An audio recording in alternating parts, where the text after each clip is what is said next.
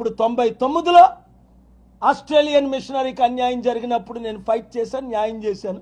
ఇప్పుడు ప్రవీణ్ ప్రగడాల విషయంలో అవినీతి అన్యాయం జరిగింది కాబట్టి ఆయనకు ప్రొటెక్షన్ ఇవ్వలేదు సరికదా, ఆయన కాపాడలేదు సరికదా, ఆయన ఒక త్రాగుబోతుగా ఆర్టికల్ 21 వయలేషన్ చేస్తూ ఆయన చనిపోయాడని తాగేశాడు. తాగినప్పుడు మీ పోలీసు 3 గంటలు ఇక్కడ ఏం చేశాడు? ఆయన ఎందుకు అరెస్ట్ చేయలేదు? ఆయనకి ఎందుకు నోటీస్ ఇవ్వలేదు? ఆయన వెహికల్ ఎందుకు సీజ్ చేయలేదు? 3 గంటలు మీ సబ్ ఇన్స్పెక్టర్ మాట్లాడాడు కదా విజయవాడలో, దానికి జవాబు లేదు. అది వయలేషన్ కాదా? మీరు తాగారు అంటున్నాడు, ఎక్కడి నుంచో బయలుదేరాడు, హైదరాబాద్ నుంచి తాక్కొస్తున్నాడు, ఇక్కడ రాబోయేసారి 2 సార్లు పడిపోయాడు అంటున్నారు. మరి పడిపోయినాడు మీరు ఎందుకు హాస్పిటల్లో తీసుకెళ్ళా?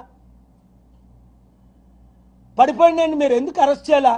పడిపోయినాడు మీరు ఎందుకు ట్రీట్మెంట్ ఇవ్వాలా? పడిపోయినాడు వెహికల్ ఎందుకు ఆపలేదు? ఇలాంటి ప్రశ్నలు నేను 22 ప్రశ్నలు అడిగాను, ఒకదానికైనా జవాబు చెప్పారా?